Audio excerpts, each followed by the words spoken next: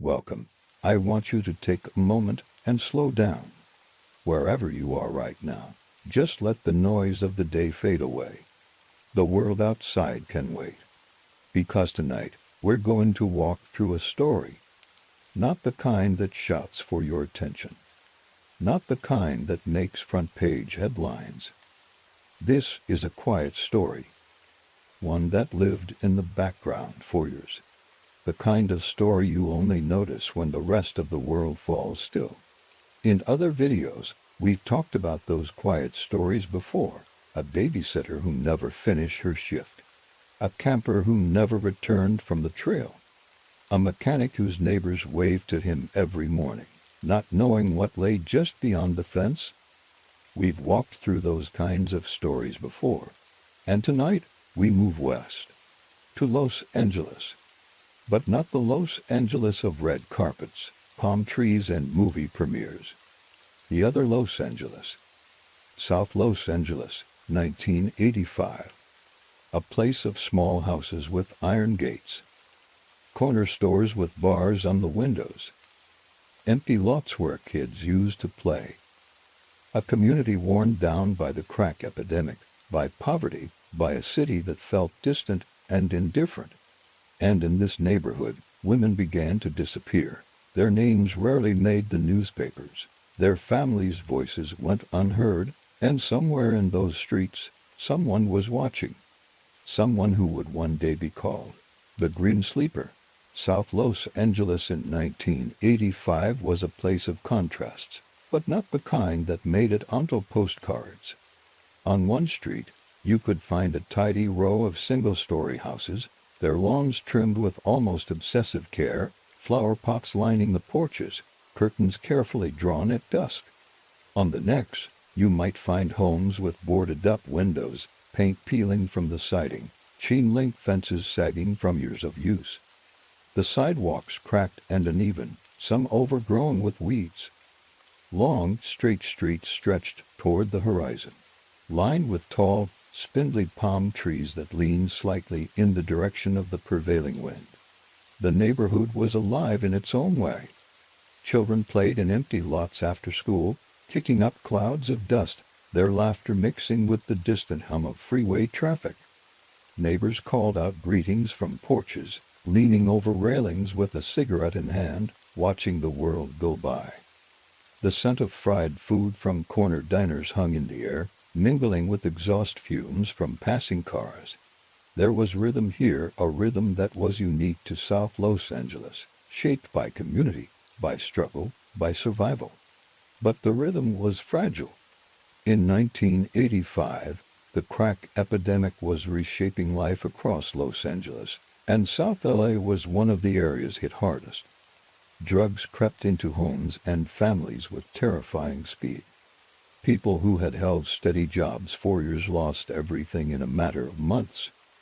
Neighbors, who had once looked out for each other, began to retreat behind locked doors. Crime rates climbed, and with them, a sense of fear that was difficult to shake. Police patrols were frequent, but they didn't bring comfort. Residents learned quickly that calls for help often went unanswered, or if officers did arrive, they came with an air of suspicion rather than protection. The relationship between the community and law enforcement was strained at best. People trusted each other far more than they trusted the city's institutions. Still, daily life went on. Mothers walked their children to school in the mornings, coffee mugs in hand, glancing up and down the street as they crossed. Local churches were full on Sundays, their choirs singing loud enough to be heard from blocks away. Small businesses, barber shops, laundromats, corner stores with bars on the windows, served as meeting places where people gathered, caught up on neighborhood news, and quietly worried about what might happen next. In this environment, it was easy for certain people to become invisible. Women, in particular, were vulnerable, especially those struggling with addiction, or working in the sex trade, or living transient lives with few close connections. They were visible in the most literal sense, often standing on street corners, or walking along busy boulevards. But in the larger sense, they were unseen. Their lives were rarely considered newsworthy. And when these women went missing, the response was almost always muted. A family member might file a police report, but the details would be thin. Sometimes there was no family to call, no one to push for answers. Detectives, overwhelmed with cases, often concluded that these women had simply left town or chosen to disappear. In reality, many of them had been silenced in the worst possible way. The killer, who would later be called the Grim Sleeper, understood this dynamic, even if he couldn't have articulated it. He knew who would be missed and who wouldn't. He knew that in South Los Angeles, the lives of certain women could end without triggering alarms. That a body found in an alleyway would be treated as just another tragedy in a neighborhood already burdened by too many. At first, the pattern was invisible. A woman would vanish, and her absence would be explained away. Maybe she'd moved in with someone, maybe she'd gone up north, maybe she was hiding from something. Another would be found dead, and her death would be attributed to the dangers of the streets.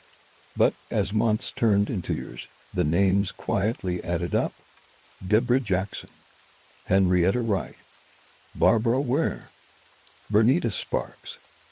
Their cases rarely made it to the evening news. Their families struggled to get information. Their calls to police often met with tired voices and half-hearted assurances. Meanwhile, the killer walked the same streets as everyone else. He blended in easily. He wasn't a shadowy figure lurking in alleyways. He was the man changing a tire in his driveway or chatting casually at the gas station. He looked like he belonged, and that was exactly what made him so dangerous.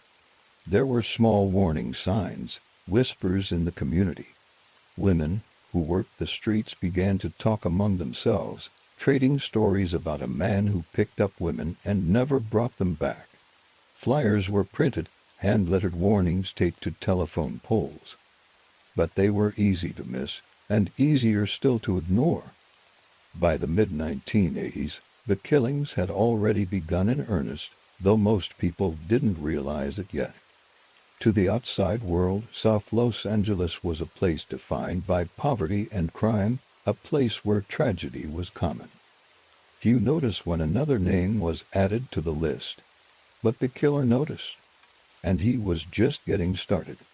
When the first victim was found, there was no headline. There was no special task force or citywide alert. Her name was Deborah Jackson, and she was just 29 years old.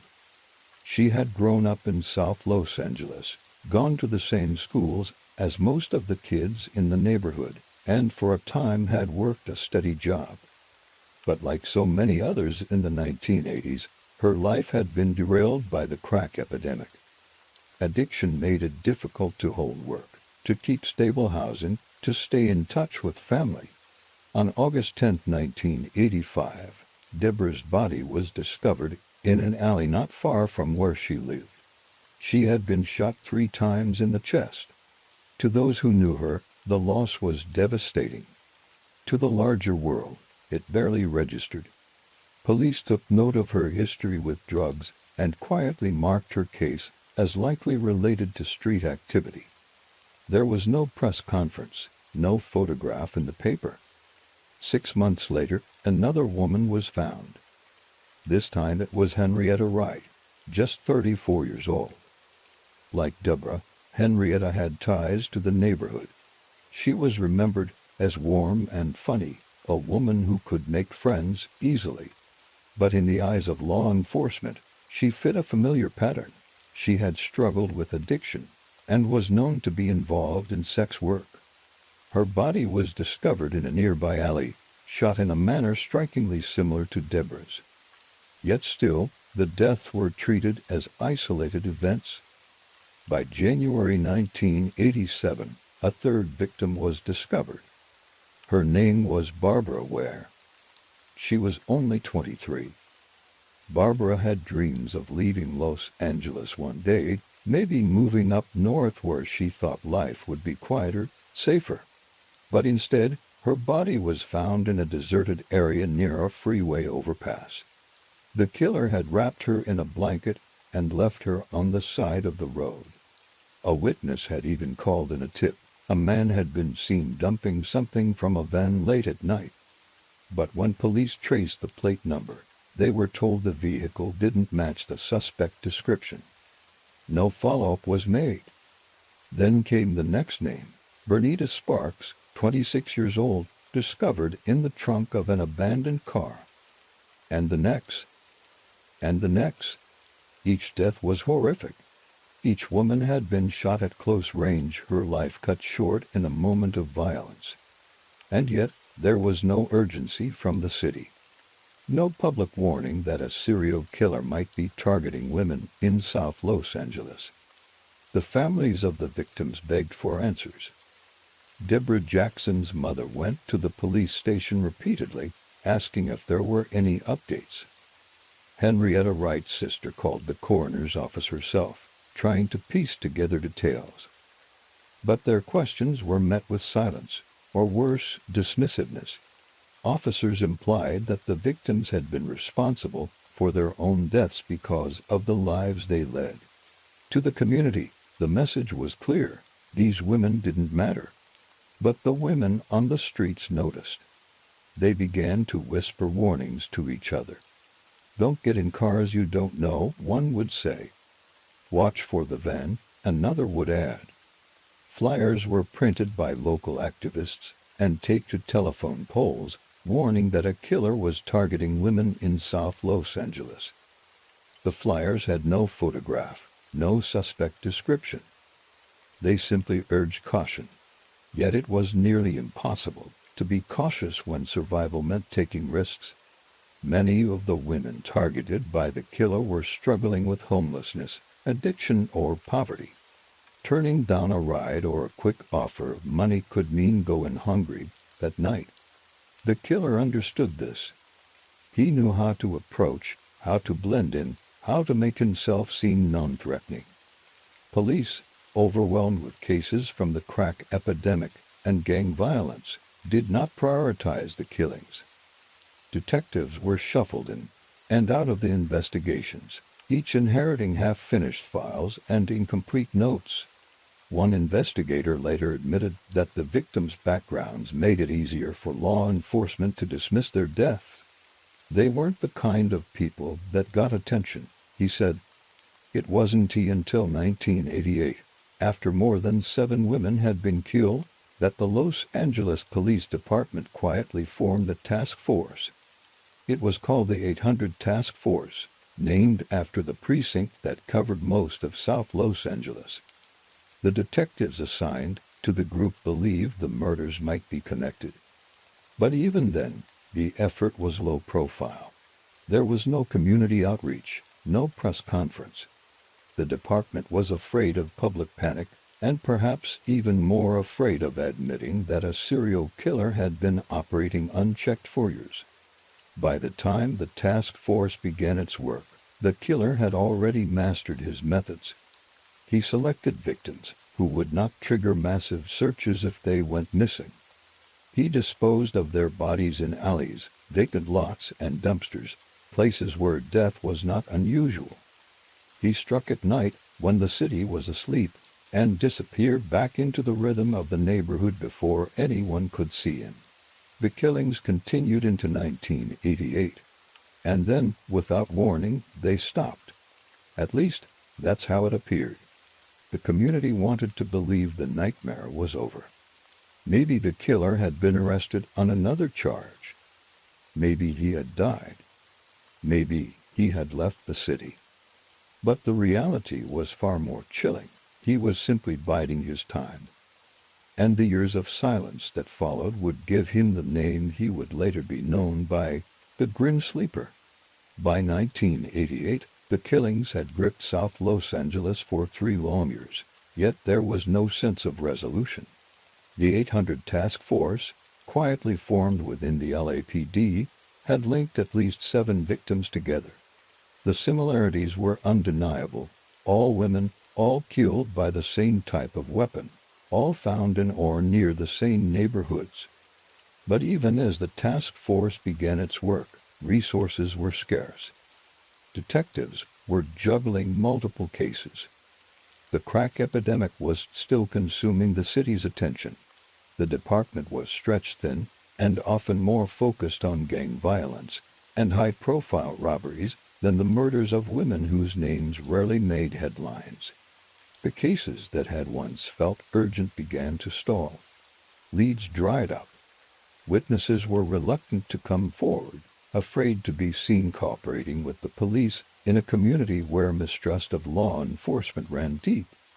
Those who did speak up often had little to offer. They'd heard a noise, or seen a car drive by at night, or noticed someone leaving an alley. But the descriptions were vague. For the families, the waiting was unbearable. They called investigators weekly, then monthly. Each time, they were told the same thing: there were no new leads. Some stopped calling altogether, not because they stopped caring, but because the silence on the other end of the line was too painful to bear. By 1989, the killings seemed to stop. The task force members, exhausted and frustrated, wondered what had changed. Had the killer moved to another city? Had he been arrested for another crime? Was he dead? But the truth was far more unsettling. He was still there. The man who would later be known as the Grin Sleeper simply vanished from the police radar. For the next 14 years, there were no bodies linked to him, no new evidence tying him to the streets where he had once hunted. He melted back into the fabric of South Los Angeles, living a life that appeared completely ordinary. He had a family. Neighbors saw him washing his car on weekends, fixing things in his garage, chatting casually about the weather. He worked odd jobs, owned multiple vehicles, and even had friends within the community. To those around him, he was unremarkable, another middle-aged man navigating life in a difficult city. But behind closed doors, the reality was different. Investigators would later learn that during this so-called sleeping period, the Grin Sleeper never truly stopped. He may have slowed down, become more selective, changed his habits, but he was still out there. Some cases from the 1990s, long considered isolated, would later be linked to him through DNA evidence. The task force, without new victims to tie together, slowly disbanded. Case files were boxed up and archived. The names of the murdered women, Deborah, Henrietta, Barbara, Bernita, and others, became just lines in a ledger of unsolved homicides. And in South Los Angeles, life went on. Children grew up and left the neighborhood. Businesses closed, new ones opened. Families moved in and out of small houses with iron gates, never knowing that they were walking the same streets where a killer once prowled. But for the families who had lost daughters, sisters, mothers, there was no moving on. They attended community meetings, wrote letters to the city council, organized vigils with candles and photographs. At these gatherings, the same questions were asked over and over again. Why wasn't more being done? Why weren't the lives of these women valued? The answers never came. In the late 1990s, a few activists began to push harder. They confronted LAPD officials about the cluster of unsolved cases. They asked why no one was looking for patterns, why there was no public acknowledgement that a serial killer might still be out there.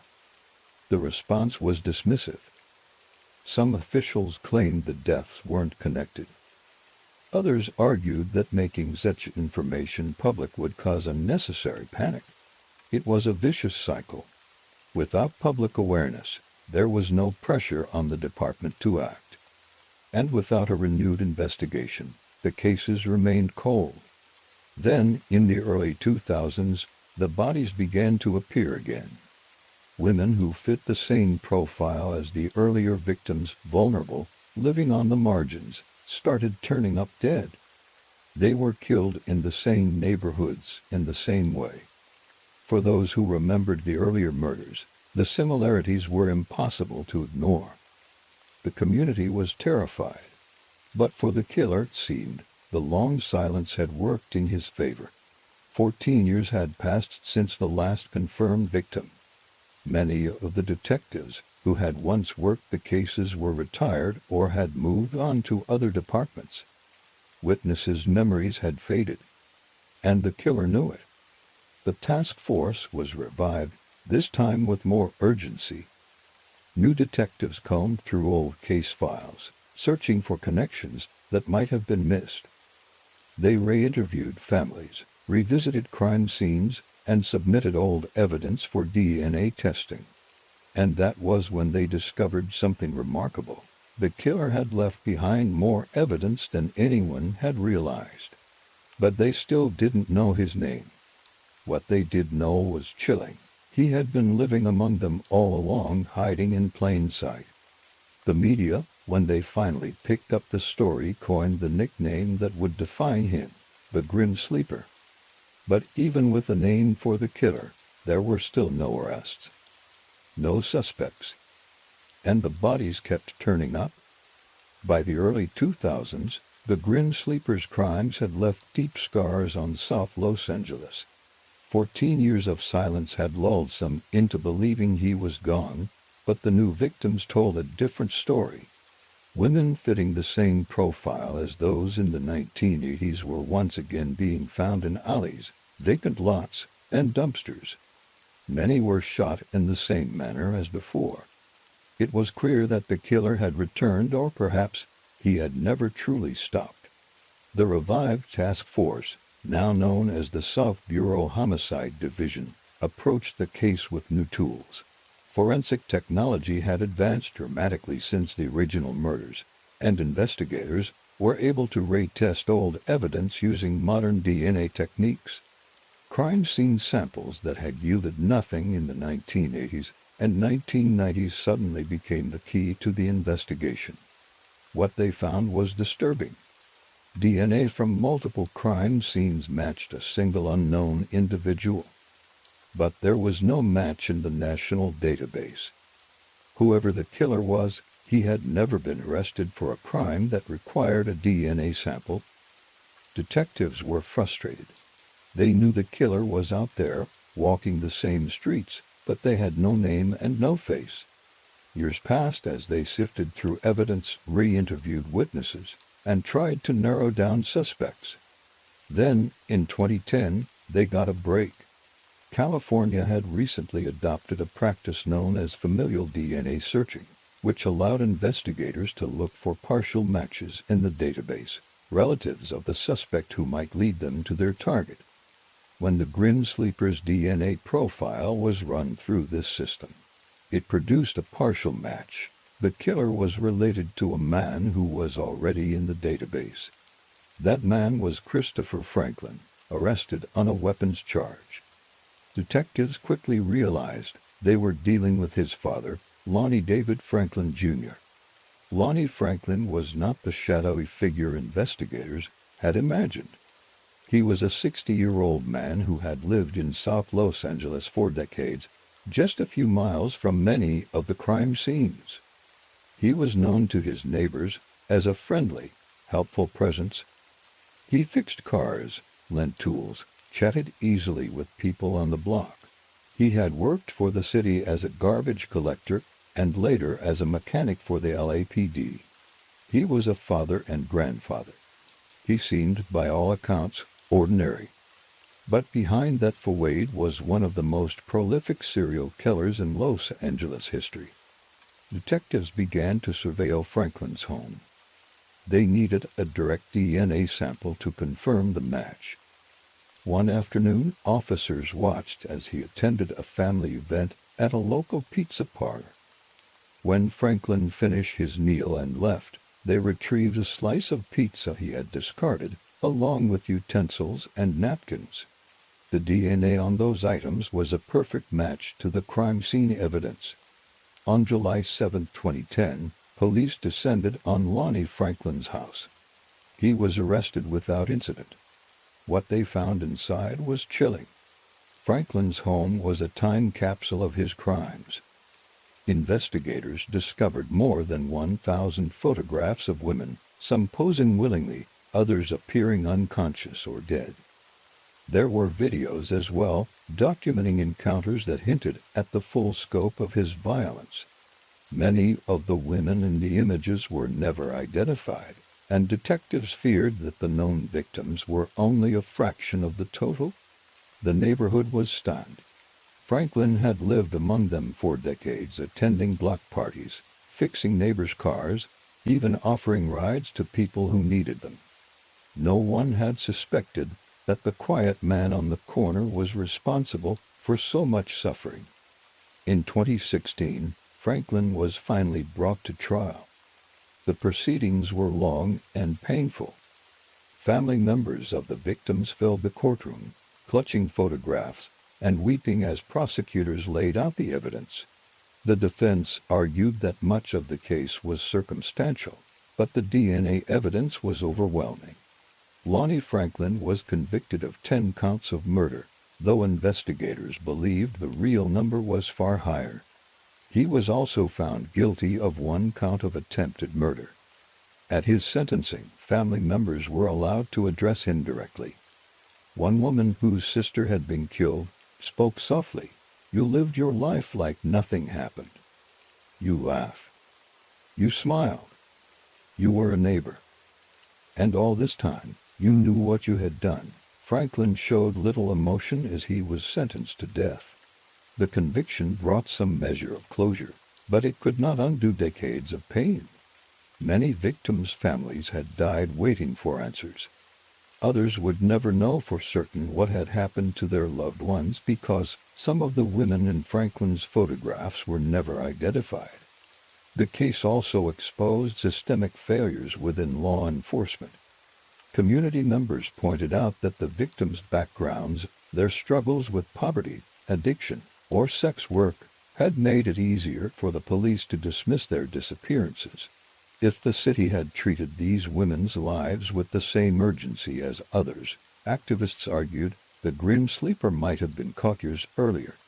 In South Los Angeles, the story of Lonnie Franklin became a grim reminder of how easily some lives can be overlooked.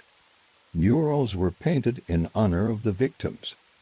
Candlelight vigils were held each year, not just for the women who had been named in court, but for those whose names were never known.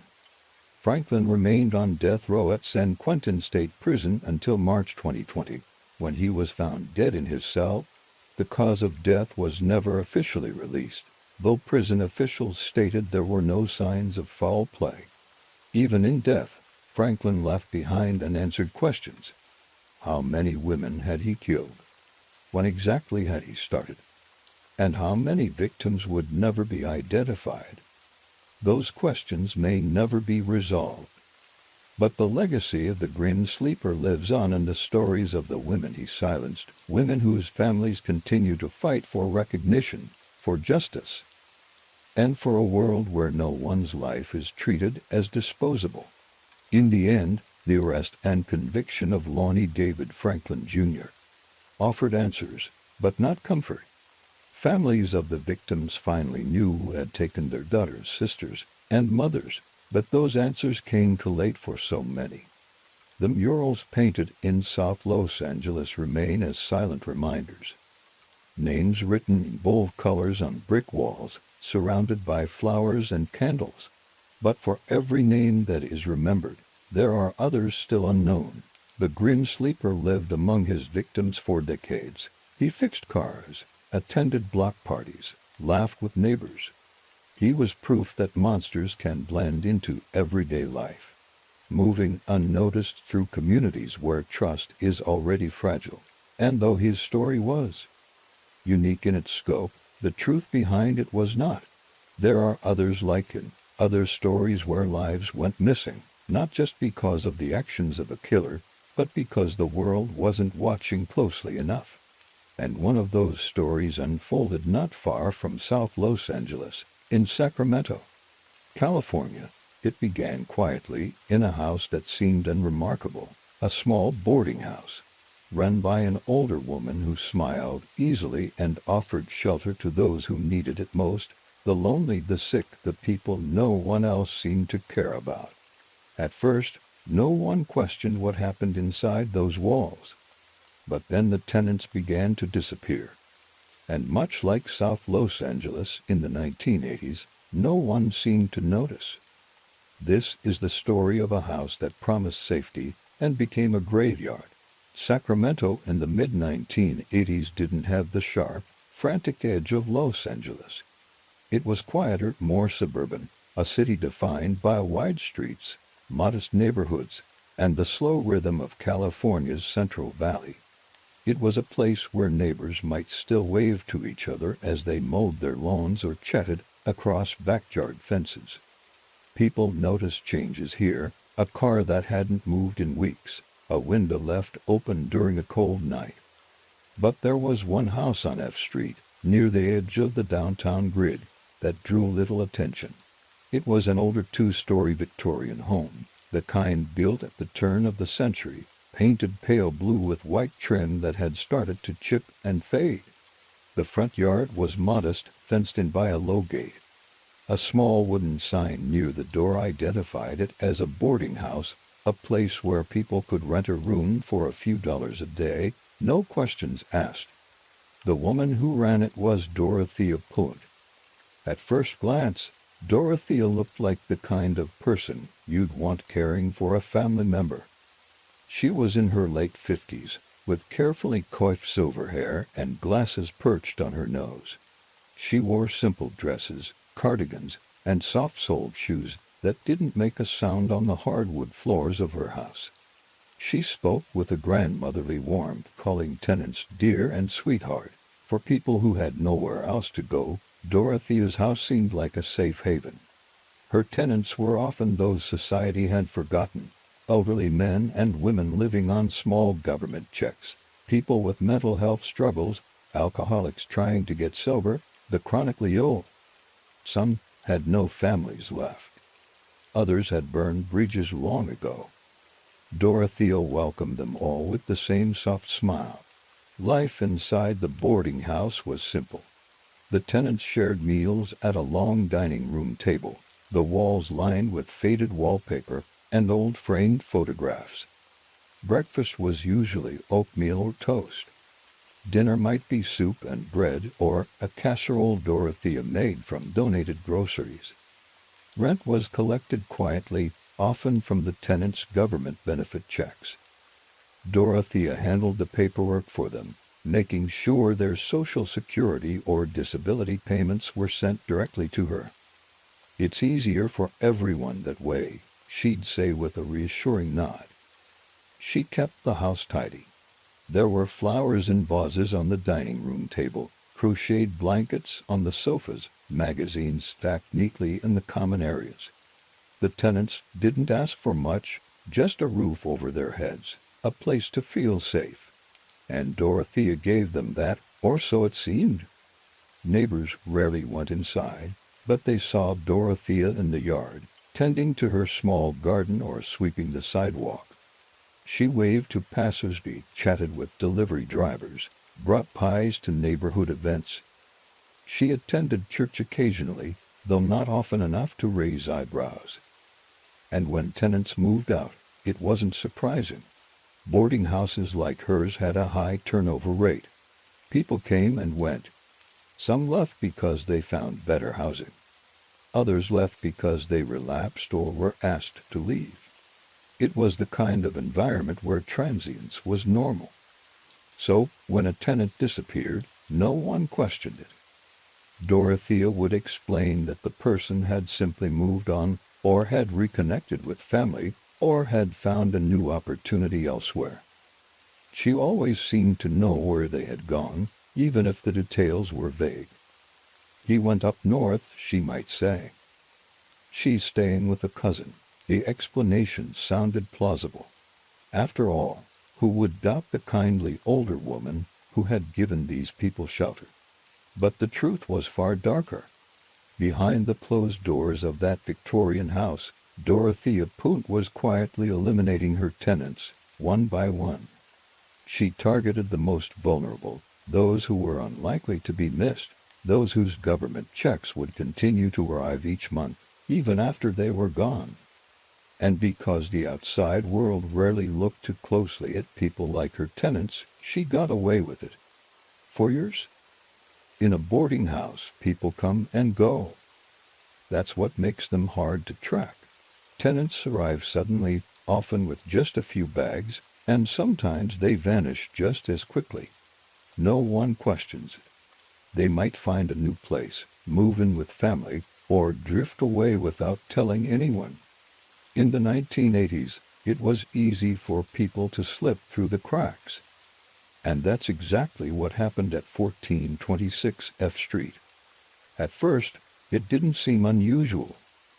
Dorothea Punt was known for taking in those who had nowhere else to go.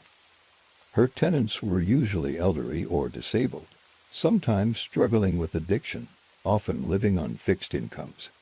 They were the kind of people who didn't attract much attention from the outside world.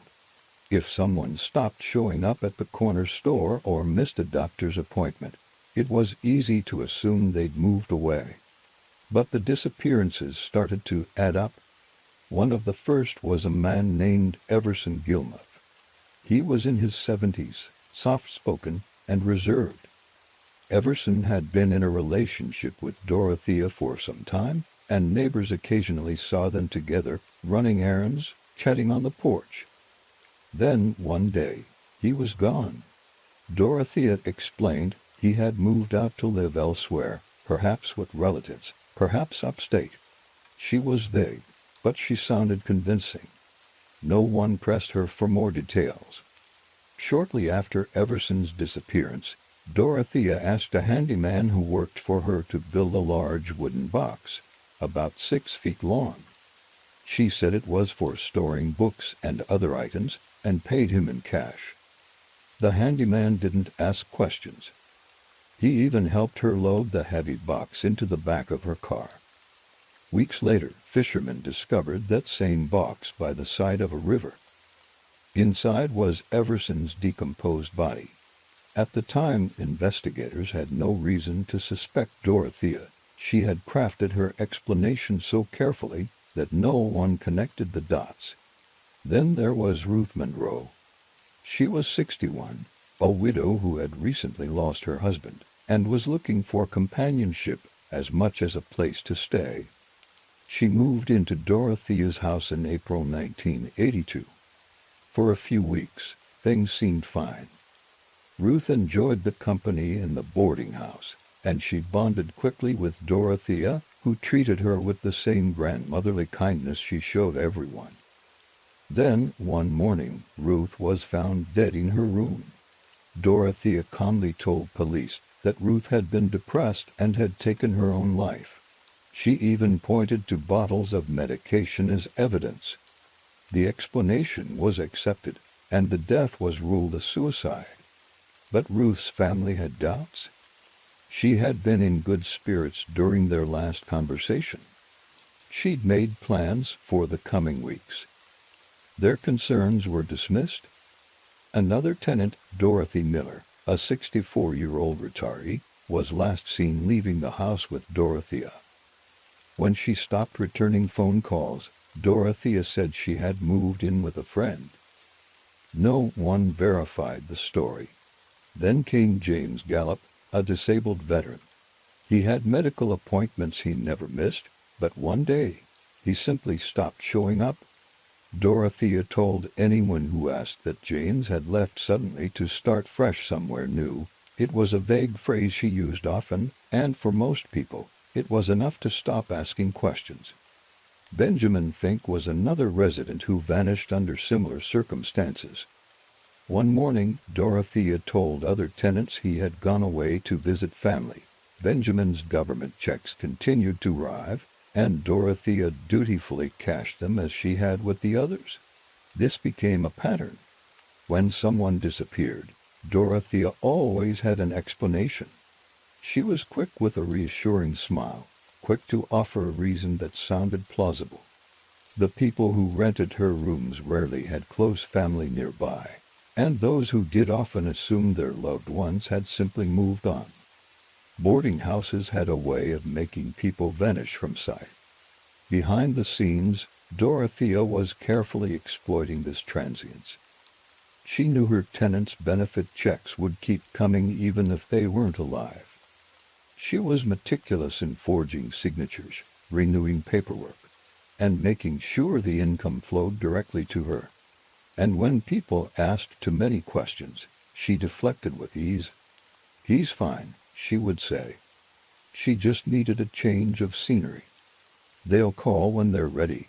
Her calm, grandmotherly demeanor made it hard to doubt her. But there were small signs that something was off. Neighbors noticed Dorothea often working in her backyard late at night. She'd be out there in a robe and slippers, digging holes in the soft soil by the light of a dim porch bulb. When asked, she said she was planting flowers or vegetables. But no new plants ever appeared. Other tenants began to whisper their suspicions. They'd seen people come into the house with suitcases and never leave. They'd noticed that Dorothea was extremely protective of the backyard, warning tenants not to go near it. But in a house full of vulnerable people, it was easy for those whispers to fade into the background. By 1988, at least 9 people who had lived at Dorothea's boarding house were unaccounted for. And still, no one suspected her. It wasn't until a social worker came looking for a man named Alberto Montoya that the facade began to crumble. Alberto was in his early 50s, developmentally disabled, and struggled to communicate clearly. He relied heavily on Dorothea, who managed his daily needs and handled his benefit checks. He was also one of the few tenants who had regular contact with outside agencies. When Alberto missed several appointments, his social worker, Judy Moyes, became concerned. She came to the house on F Street and asked to see him. Dorothea, with her usual composure, explained that Alberto had gone to visit family. But Judy wasn't convinced. Alberto rarely left the house, and he certainly wouldn't have left without telling her. Something felt wrong. Judy went to the police and asked them to conduct a welfare check. And that's when the truth about Dorothea Plante's boarding house began to emerge. What? Investigators would soon uncover in her backyard would shock not just the neighborhood, but the entire city of Sacramento. On November 11, 1988, 2 uniformed police officers arrived at 1426 F Street to perform a welfare check on Alberto Montoya. The social worker, who had requested the visit, waited outside, uneasy but hopeful. She had been to Dorothea Plante's house many times before. It had always looked the same, quiet, orderly, with lace curtains drawn neatly in the windows.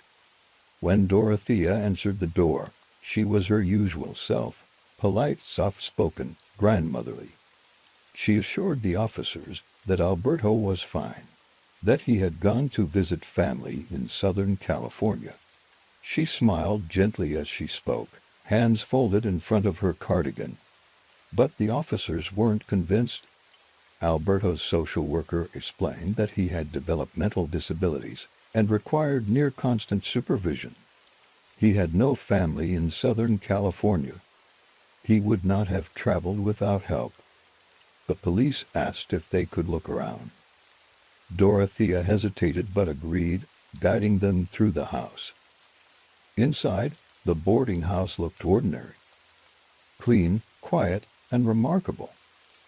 There were tenants sitting at the dining room table, a television murmuring softly in the background. In the kitchen, the smell of soup simmering on the stove hung in the air. Nothing seemed out of place. But when the officers asked to search the backyard, Dorothea grew tense. She explained that the soil had been freshly disturbed because she was doing some gardening, planting flowers for the spring. The officers walked through the small back door and stepped into the yard. It was a modest space, framed by a sagging wooden fence, the earth soft and uneven in places. One officer knelt down and pressed his hand to the dirt. It gave easily beneath his palm. "Get a shovel," he said. The first shovelful released a smell that was unmistakable, the heavy, sweet scent of decomposition. Within minutes, they uncovered what appeared to be a human leg wrapped in cloth. The officer stepped back and called for detectives. The scene changed rapidly after that. Yellow crime scene tape was stretched around the property.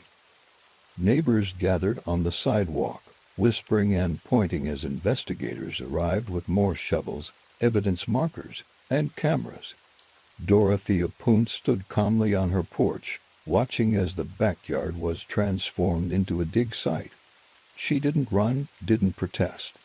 When questioned, she maintained her innocence, telling detectives that she had nothing to do with what was found in the ground. But the digging continued. By the end of the first day, investigators had uncovered 2 bodies. On the second day, they found 5 more. The victims had been buried at different depths, some wrapped in sheets or plastic bags, others interred directly in the soil. Many were so decomposed that identification would take weeks. The neighborhood was stunned. People who had once waved to Dorothea in the mornings now stood frozen behind police tape, realizing that the kindly older woman they thought they knew had been hiding a cemetery in plain sight. Detectives questioned the remaining tenants, but few could offer clear answers. Some said they had noticed the digging at odd hours, but they assumed Dorothea was tending her garden. Others admitted they had wondered why certain people seemed to vanish, but they never dared to ask. As word spread, the media descended on F Street. Television crews camped outside the house, their bright lights cutting through the darkness as investigators worked into the night. The story was splashed across front pages, bodies found in boarding house yard. But the most shocking twist came 3 days after the first discovery. On November 13th, Dorothea Punt was questioned by police at the station. She was calm, polite, even helpful, offering tea to detectives and answering their questions without hesitation. She asked if she might be allowed to step outside for a moment to get some fresh air. They agreed. Dorothea walked out the front door, down the steps of the police station, and disappeared. It would be nearly a week before authorities found her again. In that time, investigators continued to excavate the yard. They ultimately uncovered 7 bodies, each one a tenant who had vanished without explanation. All of them had been poisoned, most likely with prescription drugs or sedatives, before being buried in the soft earth behind the house. As the forensic team worked, detectives scoured Dorothea's finances. They discovered a paper trail of government benefit checks, cashed long after the recipients were dead. Dorothea had forged signatures and pocketed tens of thousands of dollars over the years. On November 17, 1988, Dorothea Punt was arrested at a motel in Los Angeles.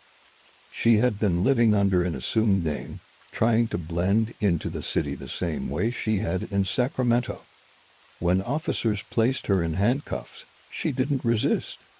Back in Sacramento, her Victorian boarding house stood silent, surrounded by police tape and boarded-up windows.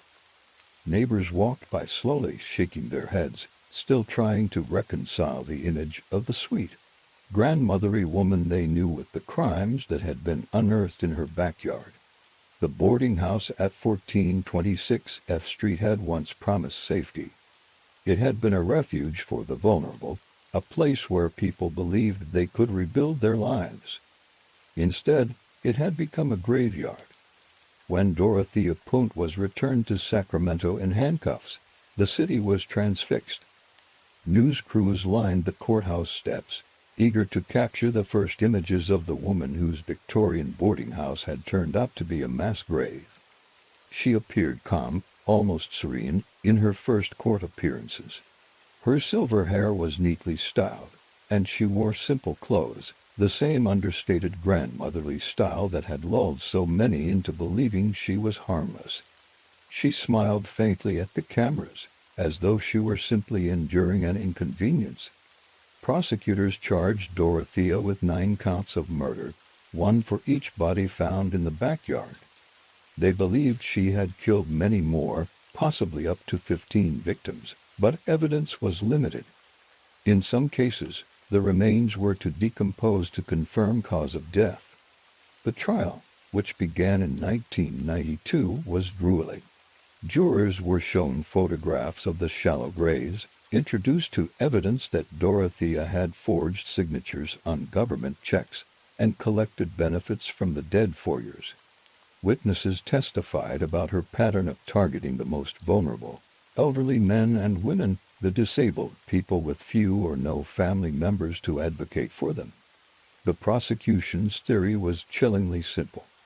Dorothea had provided shelter to those no one else would house, but not out of kindness. She saw their lives as income streams, and when she decided they were no longer useful, she killed them. Her method was equally cold. Investigators believed she used prescription drugs, sedatives, and other medications to incapacitate her victims. Once they were unconscious or too weak to fight back, she smothered them. Then she buried them in the yard, covering the fresh earth with flowers to disguise the graves. Throughout the trial, Dorothea maintained her innocence. She admitted to cashing the benefit checks, but denied ever harming anyone. Her defense attorney argued that the deaths could have been from natural causes, pointing out that her tenants were elderly or ill. But the jury wasn't convinced. In August 1993, Dorothea Punt was convicted of 3 counts of murder for Dorothy Miller, Benjamin Fink, and Leona Carpenter. The jury could not reach a unanimous decision on the other 6 charges, which were later dropped. She was sentenced to life in prison without the possibility of parole. For many in Sacramento, the conviction brought some measure of closure, but the pain remained. Families of the victims had waited years for justice, and some had died before ever learning what had happened to their loved ones. The boarding house on F Street became a symbol of betrayal, a place where the promise of safety had masked exploitation and death. In the years following the trial, the house stood empty, its windows boarded, the yard overgrown. Some neighbors said they felt uneasy walking past it, even after the property was sold and renovated. In prison, Dorothea Punt continued to protest her innocence. She wrote letters to pen pals around the country, maintaining that she had been misunderstood. She became known for sending recipes to friends and strangers alike, as though she were still playing the role of the kindly caretaker she had perfected for decades. Dorothea died in 2011 at the age of 82. She had spent nearly 20 years behind bars. Even in death, she left unanswered questions. How many victims were there truly? Were their bodies buried in other places she had lived? And how many deaths went unnoticed because the victims were people society had chosen not to see? The legacy of the case went beyond the headlines. Advocates for the elderly and disabled pointed out how easy it had been for Dorothea to prey on people who were isolated and vulnerable.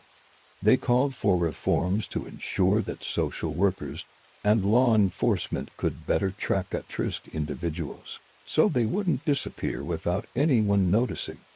The boarding house murders were a stark reminder of how predators exploit invisibility. Dorothea Punt didn't just kill for money. She counted on the fact that the world wouldn't ask too many questions about the lives she erased. Even today, the story carries a quiet weight. For those who lived in Sacramento at the time, the name Dorothea Punt still brings back memories of the unease that swept the city in 1988. Because evil doesn't always arrive with a warning. Sometimes it wears a cardigan and offers you a warm meal. When the verdict was read, and Dorothea Punt was sentenced to life in prison without parole, there was a strange kind of silence in the courtroom. The families of the victims clutched photographs and mementos, some crying softly, others simply staring ahead, Numb, the old Victorian house on F Street stood empty for months after her arrest. The garden, once so carefully tended, became overgrown. The flowers Dorothea had planted to mask the smell of death withered, their petals scattered by the wind. Neighbors who had once waved to her now crossed the street rather than pass the gate. The case left deep scars on Sacramento. It became a symbol of how predators could exploit invisibility, how those who lived on the margins, who lacked family or resources, could be erased without anyone noticing. But Sacramento wasn't the only city where that was true. A few years earlier, across the country, another community had faced a nightmare of its own. Atlanta, Georgia, 1979. A city still emerging from the shadow of segregation, struggling with economic hardship and social divides. It was a place of neighborhoods bound by community and faith, but also by poverty and neglect. And for nearly 2 years, it became the center of a series of murders that left parents terrified and police overwhelmed. More than 25 children and young adults vanished or were found dead. Boys and girls who should have been safe in their own communities, riding bikes, walking home from school, visiting friends, but one by one, they disappeared. This is the story of the Atlanta child murders, a story of fear, grief, and unanswered questions that still haunt the city decades later.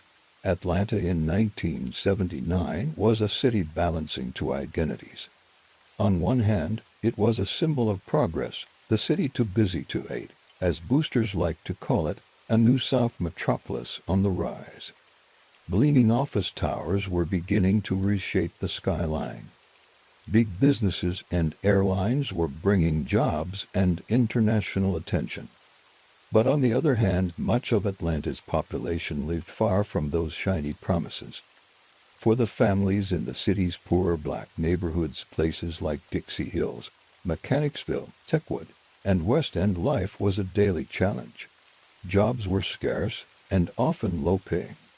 Entire blocks had been reshaped by highway construction, dividing communities that had once been tightly knit. Many homes were small, worn-down houses built decades earlier, with thin walls and creaking porches. But even amid hardship, there was a deep sense of community. Neighbors knew each other by name. Grandmothers sat on porches, watching the neighborhood kids as they played tag or rode bikes down narrow streets. Older children looked out for younger ones. If a parent was working a second shift, someone else in the neighborhood would make sure their child was safe. Churches were central to this life. They weren't just places of worship but gathering spots, where families came together for choir practice, potluck dinners, and Sunday services that could last well into the afternoon. The church bells were a familiar sound that carried for blocks, ringing over neighborhoods where people clung tightly to faith and to each other. The city itself had a particular rhythm. Downtown was a place of movement, bustling during the day with office workers and shoppers. But at night, especially in the outlying neighborhoods, it grew quieter. The glow of orange street lights pulled on cracked sidewalks, and the hum of distant traffic on the freeways became a kind of lullaby. Children in Atlanta grew up with a certain freedom. Parents gave clear rules: be home before the street lights came on, stay with friends, don't wander too far. But once those rules were set, kids roamed. They played basketball in vacant lots, climbed trees, and made up games in the alleyways between houses.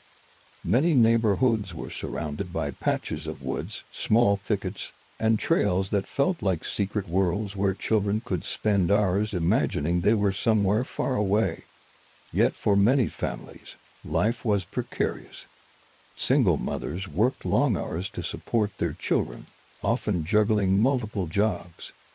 Some homes didn't have phones, which meant that when something went wrong, calling for help wasn't easy.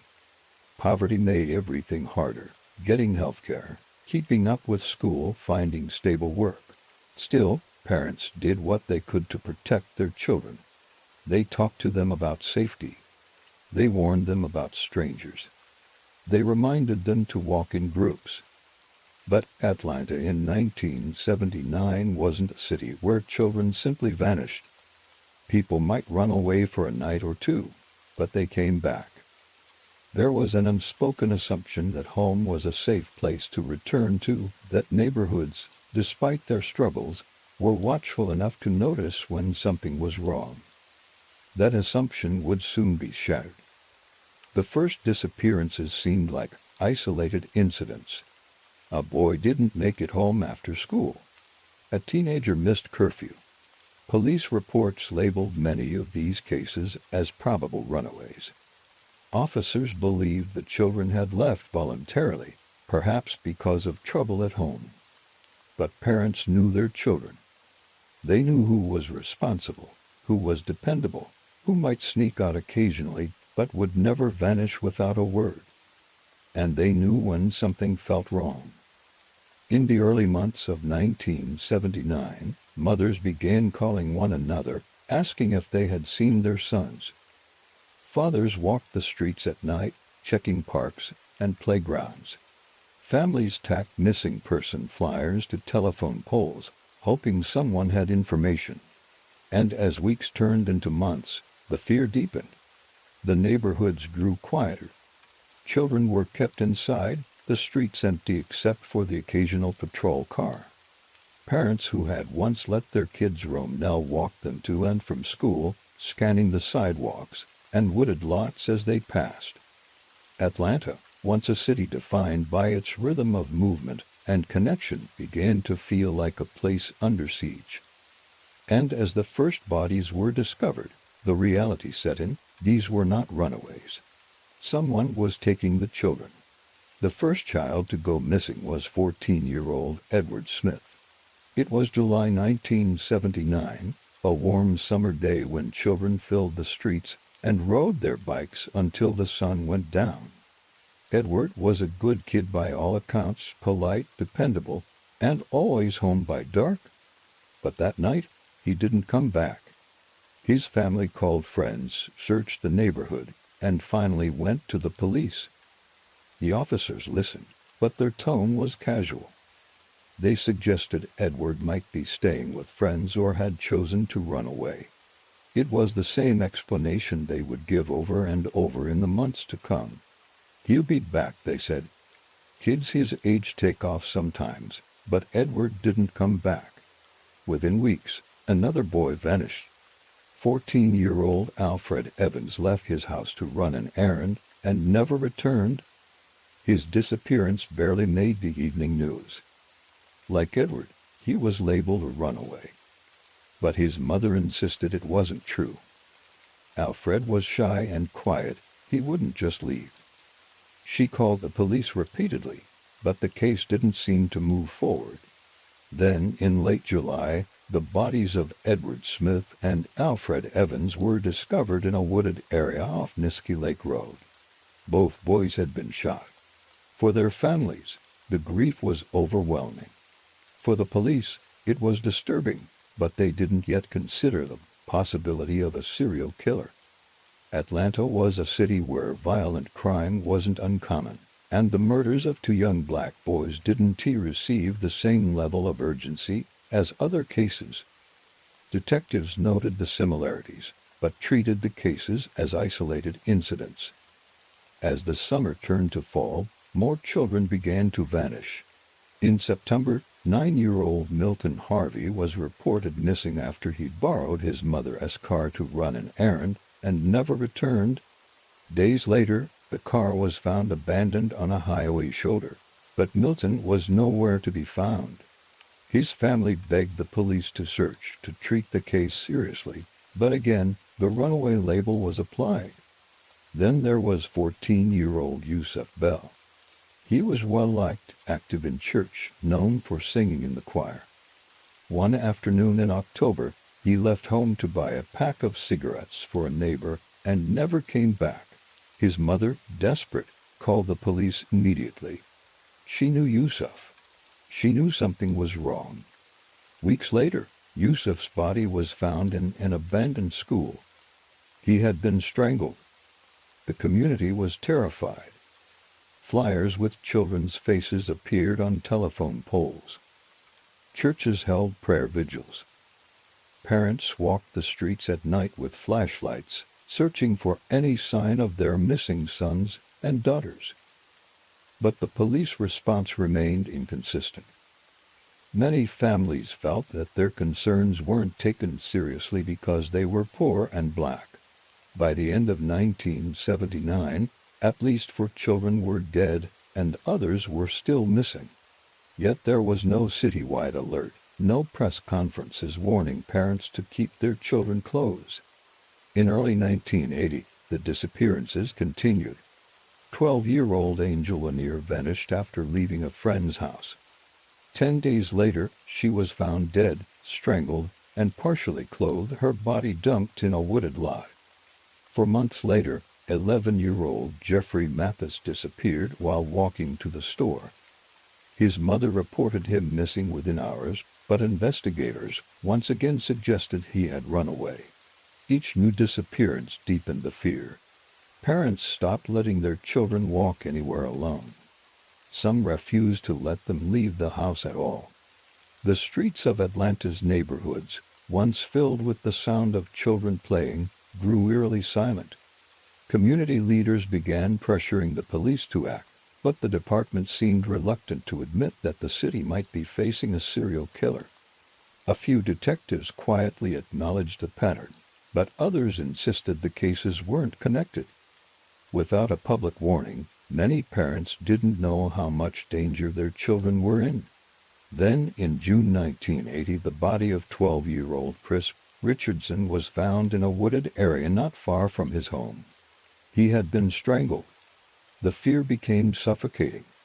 And still, the disappearances continued. By the end of 1980, more than 10 children had been murdered or gone missing. The black community in Atlanta was pleading for answers, but the city government seemed hesitant to acknowledge the crisis. Officials worried about the impact on Atlanta's reputation as a growing business-friendly city. That hesitation came at a cost. In 1981, the murders escalated. And as families buried their children, a painful question grew louder: how many lives might have been saved if someone had acted sooner? By the spring of 1981, Atlanta was no longer the same city. The streets were quieter. Parents kept their children inside whenever possible, locking doors even during the day. Kids who once roamed the neighborhood on bicycles now played in small groups inside cramped apartments, glancing nervously out the window. There was a feeling in the air, a heaviness, a sense that danger could be anywhere. In the black neighborhoods most affected by the murders, community meetings were held almost nightly. Parents shared information about which children had gone missing and when. They organized neighborhood watches and patrols, volunteers driving slowly through the streets with headlights cutting through the dark. At one meeting, a mother stood up and held a photograph of her son, tears in her eyes. "He just went to the store," she said. "He was only supposed to be gone 10 minutes. Other parents nodded silently. They knew that story all too well. Local churches became places of refuge and organizing. Ministers preached about the need to protect the city's children, while parishioners made posters and raised money to support the families of victims. On Sundays, entire congregations prayed aloud for the safety of their neighborhoods. But prayer wasn't enough. By May 1981, at least 20 children and young adults had either disappeared or been found murdered. Most of the victims were young black boys, though a few girls and older teens were among them. It was impossible to ignore the pattern any longer. The media began covering the story with increasing urgency. Newspapers ran front-page headlines. National television crews descended on Atlanta, their bright lights and cameras suddenly focusing attention on communities that had been ignored for months. For the first time, parents felt the wider world understood the magnitude of what was happening. But the scrutiny also brought fear. Rumors spread quickly. Some believed a single serial killer was responsible. Others feared a group was involved, perhaps the Ku Klux Klan or another white supremacist organization targeting black children. The lack of information from police only fueled the speculation. At the same time, some families felt the authorities were more interested in Atlanta's image than in solving the murders. City leaders were trying to attract businesses and investment, and acknowledging a serial killer in their midst was bad for the city's reputation. Under pressure, the Atlanta Police Department formed a special task force dedicated to the investigation. It included more than 40 detectives and was supported by the FBI. The task force reviewed case files, re-interviewed witnesses, and began trying to find connections between the victims. But it wasn't easy. Most of the victims had lived in different neighborhoods, attended different schools, and had few obvious links to one another. Some were last seen walking to a store. Others had been playing outside. A few had been on their way to or from after-school jobs. Detectives had little physical evidence. Many of the crime scenes were outdoors, wooded areas, riverbanks, vacant lots where evidence was easily lost or destroyed. Theories flourished. Some investigators believed the killer was someone the children trusted, perhaps a community member who could lure them without force. Others believed he was using a vehicle to abduct victims, offering rides or small amounts of money. Then there were darker theories. Activists pointed to Atlanta as history of racial violence and wondered if the murders were part of a larger, organized effort to terrorize the black community. At least one tip suggested the Klan might be involved, but there was little hard evidence to support it. As the investigation dragged on, the fear in Atlanta grew deeper. Parents stopped letting their children walk anywhere alone, even during the day. Businesses began closing earlier, and the city's nightlife all but disappeared. For the victims' families, the grief was compounded by frustration. They felt the task force was slow to act, that resources were wasted on theories that didn't lead anywhere. By mid-1981, 2 more boys had disappeared. Their names were added to a growing list that now stretched across entire neighborhoods. The city was holding its breath. Something had to give. And in May 1981, detectives finally caught a break, one that would lead them to a man named Wayne Williams. By the spring of 1981, Atlanta was suffocating under the weight of fear. Families lived on edge, watching every movement their children made, locking doors even during daylight. The task force had grown desperate. Dozens of detectives, federal agents, and local officers were on the case, but they had no clear suspect and no solid leads. Then, in the early hours of May 22, 1981, a patrol team assigned to monitor Atlanta's bridges heard something unusual. Officers stationed near the James Jackson Parkway Bridge, which crossed the Chattahoochee River, reported hearing a loud splash in the water below. It was the kind of noise that could easily be overlooked in the hum of a city, but with the task force focusing on river areas as potential body disposal sites, it stood out. Moments later, they saw a car slowly driving off the bridge. The vehicle was a white 1970 Chevrolet station wagon, and behind the wheel was a 23-year-old man named Wayne Williams. Officers pulled him over and questioned him about what he was doing out so late. Williams explained that he was on his way to audition a young singer for a music project he was producing. But when detectives followed up on the story, it fell apart. The phone number Williams had given for the audition didn't exist, and the person he claimed to be meeting couldn't be located. 2 days later, the body of Nathaniel Cater, a 27-year-old man who had been missing for days, was found floating in the Chattahoochee River near the same bridge. Investigators zeroed in on Williams as their prime suspect. The evidence against him was largely circumstantial, but it began to stack up. Fibers from the carpeting Williams' home and from his dog's hair matched those found on several of the victims. Witnesses came forward saying they had seen Williams with young boys who later went missing. Detectives traced his movements and found inconsistencies in his alibis. On June 21, 1981, Wayne Williams was arrested and charged with the murders of Nathaniel Cater and Jimmy Ray Payne, another adult victim whose body had been discovered in the river. The trial began in January 1982 and lasted nearly 2 months. Prosecutors presented fiber evidence, witness testimony, and the pattern of Williams' behavior as proof that he was responsible not just for Cater and Payne's deaths, but for at least 10 of the child murders. Though he was only formally charged with the 2 adult murders, the prosecution used the child murder cases to build its argument that Williams was the Atlanta child killer. The defense countered that the evidence was flimsy. The fibers, they argued, could have come from anywhere. Many of the witnesses were unreliable, offering inconsistent statements.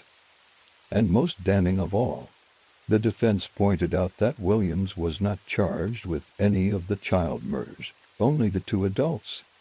On February 27, 1982, the jury returned a verdict. Wayne Williams was found guilty of the murders of Nathaniel Cater and Jimmy Ray Payne. He was sentenced to 2 consecutive life terms in prison. Almost immediately, Atlanta officials announced that the other 23 cases linked to the child murders investigation were considered cleared by arrest, meaning they believed Williams was responsible, even though he had never been formally tried for those crimes. But the decision was controversial. Many families of the victims were left with lingering doubts.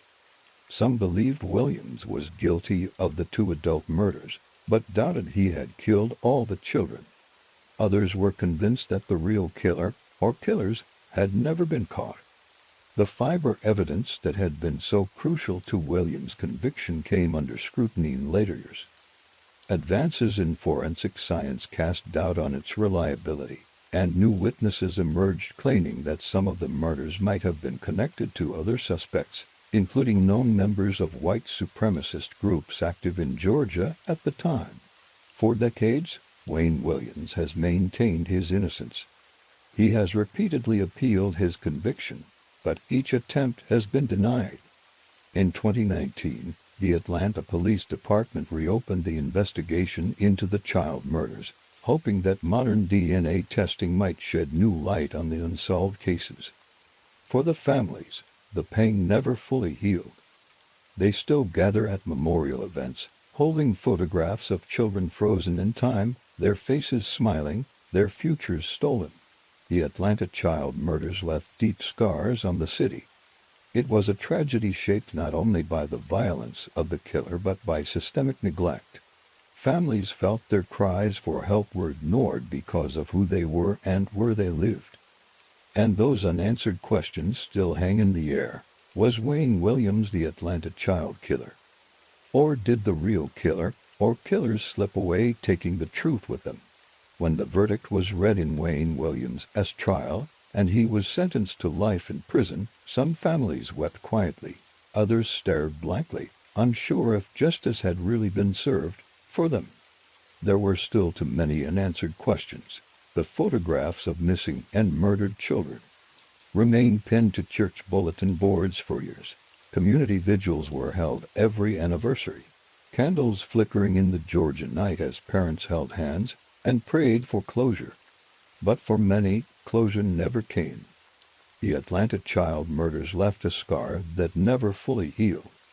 It wasn't just the loss of so many young lives, but the sense that it all might have been prevented if the voices of grieving parents had been heard sooner, if the children had been treated as a priority from the start. And Atlanta was not alone. Across the country, in another city thousands of miles away, another killer was watching. Seattle, Washington, the early 1980s. A city surrounded by misty forests and cold rivers. A place where the rain rarely stopped and the mountains loomed in the distance. It was beautiful, and it was changing fast. Highways were expanding, suburbs growing, and the streets of Seattle saw the same struggles as many other American cities at the time: poverty, addiction, and women disappearing without notice. And in the Green River, southeast of Seattle, bodies began to surface. It started quietly. A woman's remains were found along the riverbank. Then another. By the time detectives realized they were dealing with a serial killer, he had already taken more lives than they could count. This is the story of the Green River Killer, a man who preyed on society's most vulnerable women for 2 decades, who managed to evade capture again and again, and who became one of the most prolific serial murderers in American history. Seattle in the early 1980s was a city caught between two worlds. It was growing, fueled by Boeing and other major employers, yet it still felt like a frontier town in many ways, tucked into the misty corner of the Pacific Northwest, surrounded by water and endless forests. The city's skyline was modest compared to Los Angeles or New York, dominated by the needle-thin silhouette of the Space Needle and a scattering of high-rises. Beyond downtown, the neighborhoods became quieter, defined by tree-lined streets, modest bungalows, and small corner stores that doubled as community hubs. But the weather often shaped life here more than anything else. It rained a lot in Seattle. Not the heavy, dramatic storms you might find elsewhere, but a constant drizzle that soaked everything slowly. The air was damp, the sky often low and gray, and the ever-present clouds made even daytime feel muted.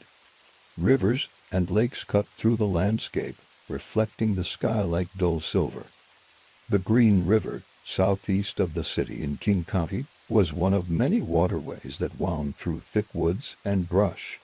To most people, it was just another piece of the scenery, a place you might fish on the weekend or drive past without noticing.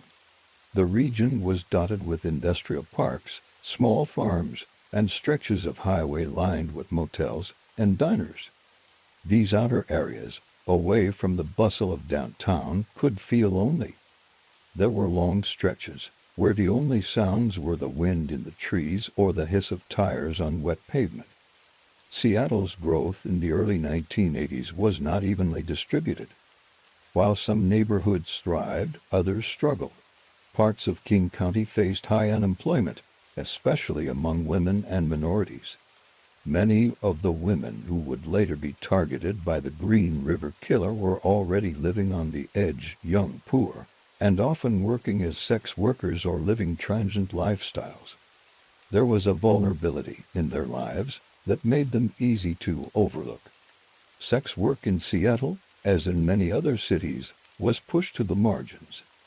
Women worked along Pacific Highway South, a long strip of motels, cheap restaurants, and adult bookstores that stretched through the county. The area was busy at night but strangely quiet during the day, the parking lots of the motels nearly empty except for the occasional long-haul truck parked near the back. Police attention in these areas was inconsistent. Vice squads ran stings and occasional crackdowns, but the work was dangerous, and women who reported violence from clients or pimps were often dismissed. They lived in a world where their safety was never guaranteed and where disappearing didn't always prompt immediate alarm. In many ways, the Pacific Northwest's landscape mirrored the lives of those women, beautiful on the surface, but isolated and easy to get lost in. There were countless wooded areas, trails, and backroads where a person could vanish without a trace. It was in this environment that the first victims of the Green River Killer disappeared. At first, there was little reason to think anything unusual was happening. A young woman wouldn't come home, and friends might assume she had left town. Families would call police, but the cases were often categorized as runaways. In those early days, no one could see the pattern. But the Green River was already becoming a dumping ground. In July 1982, the body of 16-year-old Wendy Lee Caulfield was found floating in the river. She had been strangled. Police took note but didn't yet realize her death was the beginning of something much larger. Soon, more bodies were discovered, some in the river itself, others along its banks, tangled in brush or hidden beneath logs. All were young women. All had been strangled. Many had worked as sex workers along Pacific Highway South. As the list of victims grew, the fear began to spread. But the killer was careful, methodical. He knew the area's backroads and wooded trails.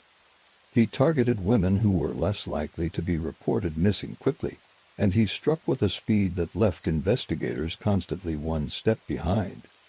In the early 1980s, Seattle was still learning to see itself as a major city. But the Green River Killer would soon show just how vulnerable it really was, and how easily lives could be erased when society wasn't paying attention. When 16-year-old Wendy Lee Caufield's body was pulled from the Green River in July 1982, it seemed at first like an isolated tragedy. She had been living a precarious life, bouncing between juvenile facilities and the streets. Detectives quietly noted that she had been strangled, but they had no suspects and little evidence to work with. But then, just weeks later, more bodies began to surface. On August 12th, the remains of 3 more young women were found clustered together near the river. One was 17-year-old Deborah Bonner, a bright but troubled teenager who had recently left foster care. The second was 22-year-old Marcia Chapman, a mother of 3 who had been trying to support her children after leaving an abusive relationship. The third was 31-year-old Cynthia Hines, who had been close friends with Chapman. All 3 had been strangled. All 3 were last seen along Pacific Highway South, the stretch of road in King County notorious for its sex work. 5 victims in just over a month. It was clear this was not random violence. Detectives began scouring the riverbanks for more evidence. In the coming weeks, more remains were discovered. 16-year-old Opal Mills, found partially submerged, 20-year-old Carol Christensen, whose body was discovered near a wooded area. Christensen's case was particularly disturbing. She had been found posed in a way that suggested the killer was taunting investigators. By the fall of 1982, it was undeniable. The Seattle area had a serial killer. The women he targeted had certain things in common. Most were young, poor, and living on the margins. Many were sex workers or runaways. They were people who could disappear without immediate alarm, whose families might be hesitant to call the police or who had already been reported missing before and returned. The King County Sheriff's Office formed the Green River Task Force in November 1982. It would eventually become one of the largest serial killer investigations in American history. At its peak, the task force included nearly 50 full-time investigators, supported by dozens more deputies, forensic specialists, and FBI profilers. The work was grueling. Detectives reviewed thousands of missing person reports, conducted endless interviews, and tried to track the movements of hundreds of potential suspects. But the killer was careful. He often picked up women along Pacific Highway South, sometimes in broad daylight, and drove them to secluded wooded areas or abandoned construction sites. He would strangle them, often using his hands or ligature, and then dump their bodies near the Green River or in nearby forests. The landscape itself worked in his favor. King County had vast stretches of wilderness where remains could go unnoticed for months, even years. Hunters, hikers, or loggers would sometimes stumble upon bones, but by then, the evidence was often degraded beyond use. Forensic science in the early 1980s was limited. DNA testing was still years away. Investigators relied heavily on physical evidence like tire tracks, fibers, and witness statements. They collected hundreds of pieces of potential evidence, but sorting through it all was like trying to find a needle in a haystack. The community was frightened, but reactions were complicated. Some residents expressed frustration that the victims, mostly sex workers, were being written off by parts of society as less deserving of urgent protection. Activists and victims' families held vigils and demanded answers, holding up photographs of their daughters, sisters, and mothers in front of television cameras. One mother, speaking to a local news station, said quietly, "They act like our girls don't matter. But they mattered to us."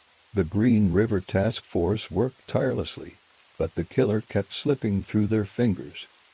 Detectives began compiling lists of men who had been arrested for soliciting sex workers, hoping the killer might be among them. They tracked vehicles seen near the highway. They interviewed known offenders, sometimes multiple times.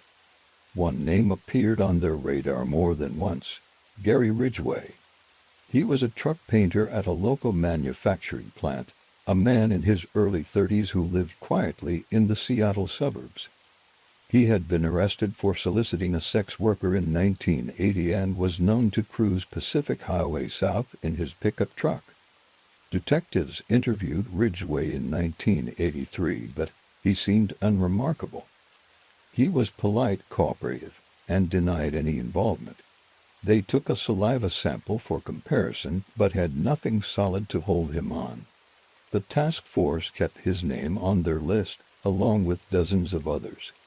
Meanwhile, the body count continued to rise.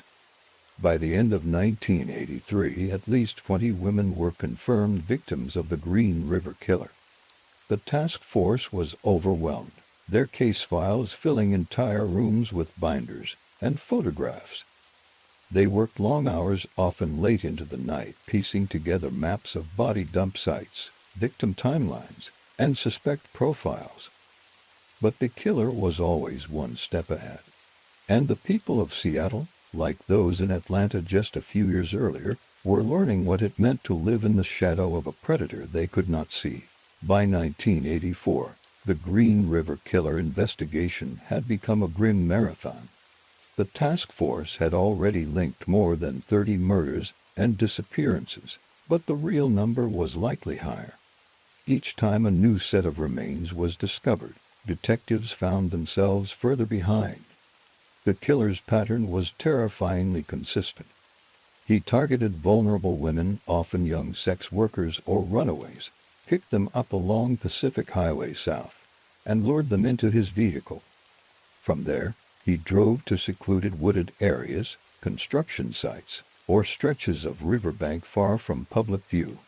The women were strangled, their bodies often left partially buried or concealed under brush. Weeks or months later, their remains would be found, usually by hunters, hikers, or workers in remote areas.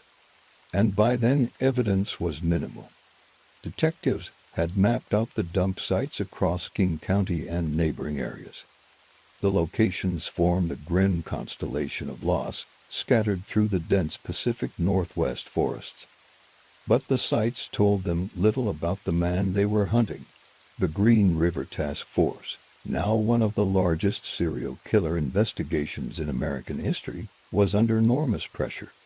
At its height, the task force had nearly 50 full-time investigators, plus FBI support.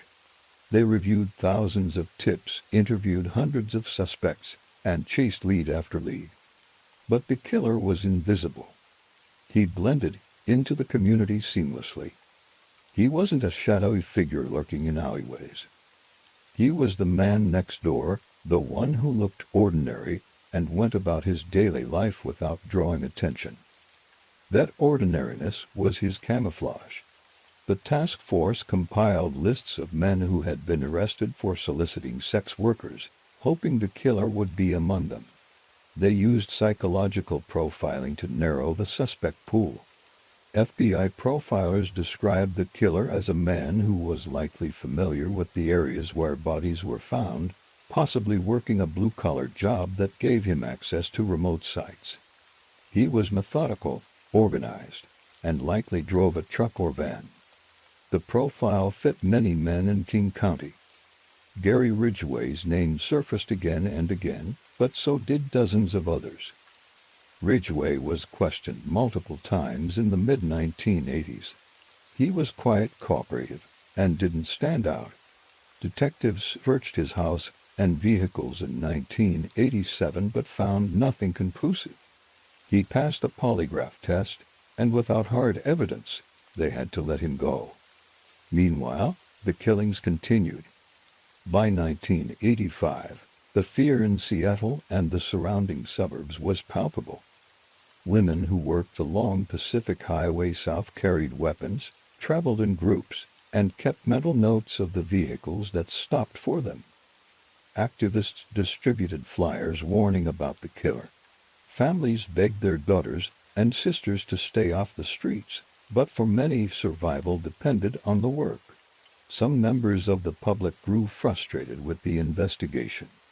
They felt the victims were being dismissed because of their lifestyles.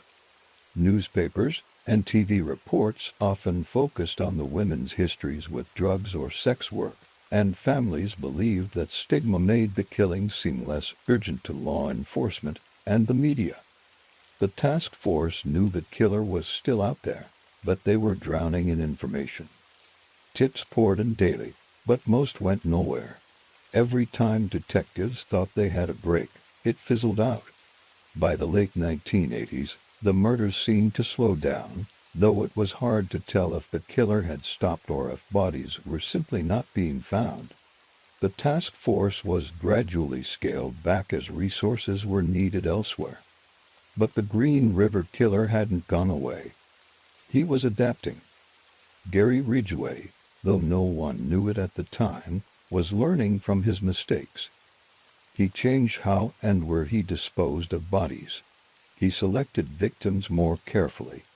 And because he targeted women who were often estranged from their families or living transient lives, their disappearances didn't always trigger immediate alarms. In 1990, another horrifying discovery was made. A cluster of remains was found in a wooded area near SeaTac Airport.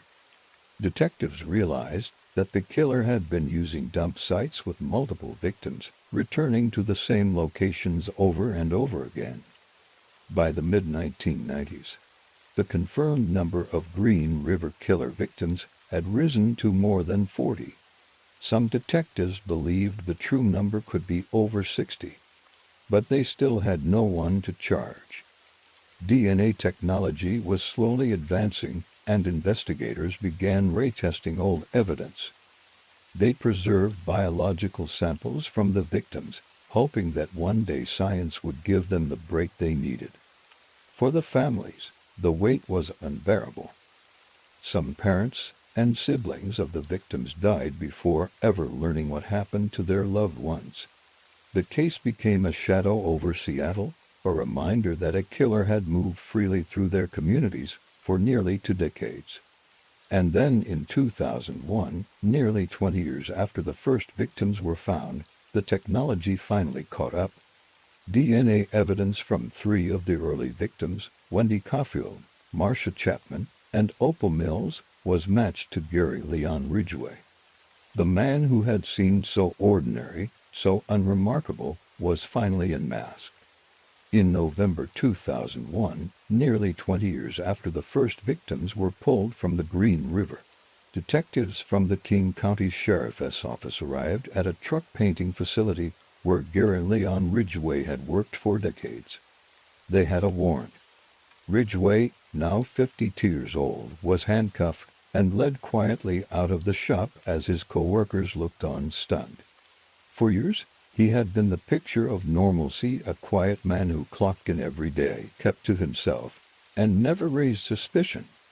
He lived in a modest house in Auburn, Washington, not far from where many of the victims had last been seen. But the DNA told a different story. Samples recovered from the bodies of 3 of the early victims, Wendy Caulfield, Marcia Chapman, and Opal Mills, had been preserved for decades. When they were retested using modern techniques, they produced a match to Ridgway's saliva sample from the 1980s. The odds of the match being coincidental were astronomical. Detectives believed they had finally unmasked the Green River Killer. At first, Ridgway denied everything. He was calm, almost eerily so, answering questions in a flat monotone. He insisted he didn't know the women, that the evidence must be mistaken. But the more the detectives pressed, the harder it became for him to maintain the facade. Prosecutors charged him with 4 counts of aggravated first-degree murder. They had strong cases for those 4, but they knew he was responsible for many more. The families of the victims wanted justice. Some wanted the death penalty. Others simply wanted answers, the truth about what had happened to their daughters, sisters, and mothers. In 2003, facing the possibility of execution, Gary Ridgway agreed to a plea deal. In exchange for avoiding the death penalty, he would confess to as many murders as he could remember and lead investigators to the locations of undiscovered remains. The confessions were chilling. Ridgway admitted to killing women from 1982 all the way through the late 1990s. He described how he picked up victims, how he gained their trust by offering rides or money, and how he strangled them, often in the cab of his truck or in secluded areas near his home. He was matter-of-fact about it, as if recounting routine tasks. "I killed so many women," he told detectives, "I lost count." Ridgway eventually confessed to 71 murders, though prosecutors could only charge him with 48 due to lack of evidence in the remaining cases. Even so, the number made him the most prolific confirmed serial killer in American history. The plea deal allowed Ridgway to avoid the death penalty, but it gave families something they had been denied for decades: information. He led detectives to burial sites where they recovered the remains of victims who had been missing for years. Some families were finally able to bury their loved ones. In December 2003, Gary Ridgway was sentenced to 48 consecutive life terms without the possibility of parole. In court, family members were allowed to address him directly. Some wept. Others shouted in anger. One woman whose sister had been murdered said quietly, "You took so many lives, and for what? You don't even know. I hope you think of every single one of their faces for the rest of your life." Ridgway sat motionless, his eyes downcast. For the families, the sentencing brought some measure of closure, but it could never undo the decades of pain. Many had waited years for justice, and some parents and siblings had died before learning the truth about what happened to their loved ones. The aftermath of the Green River case also sparked renewed conversations about how society views marginalized victims. Advocates pointed out that the women Ridgway targeted were often ignored by authorities and the public because they were sex workers or runaways. Their lives were treated as less valuable, which allowed the killer to operate with impunity for so long.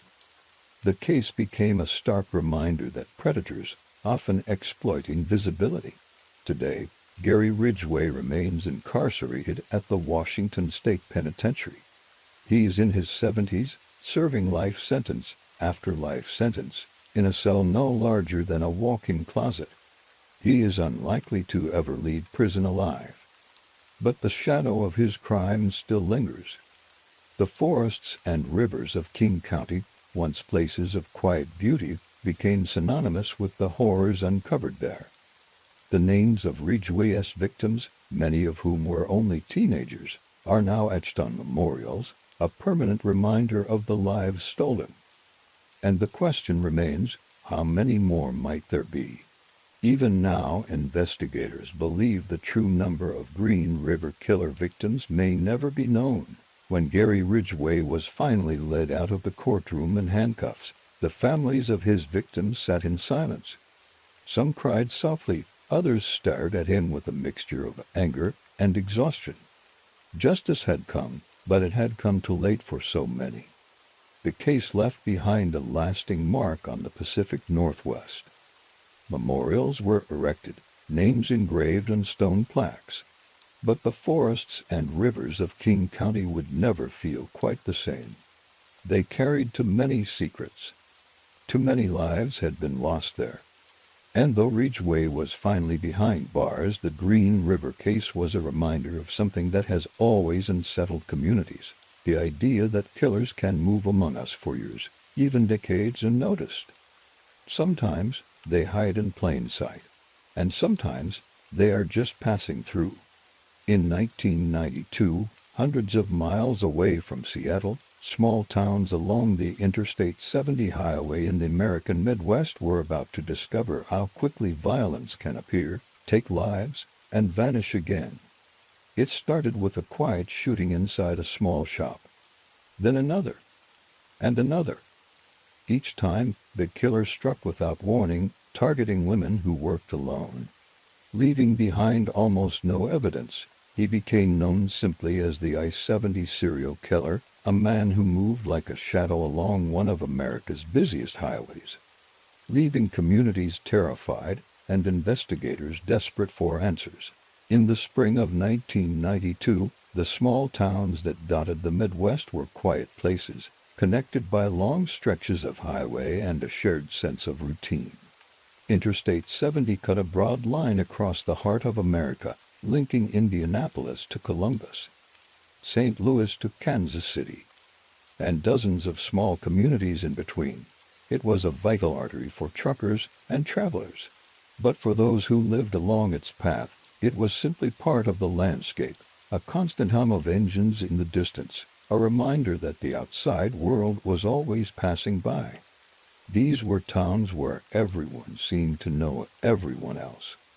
Main streets were lined with brick storefronts, hardware stores, beauty salons, second-hand shops. Signs hung over doorways that hadn't changed in decades. On weekday mornings, you could hear the creak of screen doors opening as shop owners set out sandwich boards with daily specials. Life moved slowly here. People greeted each other by name when they walked into the local diner. Church bells marked the hours on Sundays, and the same families had lived in the same houses for generations. The sidewalks were cracked, the paint on some buildings faded, but there was comfort in the familiarity. It was the kind of place where danger felt far away. Shopkeepers often worked alone, especially in the afternoons, when foot traffic slowed. Small businesses couldn't afford large staffs, and most of the time, it wasn't a problem. Customers came in, browsed, made their purchases, and left. Doors were rarely locked before closing time. Some owners even left their keys behind the counter if they needed to step out for a moment. That trust, that sense of safety, was part of the fabric of life in these towns. But it also made people vulnerable. Interstate 70 was a blessing and a curse. It brought in business from travelers and gave young people a way to connect to bigger cities. But it also meant that strangers passed through constantly. Most were just people on their way to somewhere else: truckers, tourists, families driving cross-country. Others were less predictable. And in the spring of 1992, one man used the highway to move silently from town to town. He targeted small shops where women worked alone.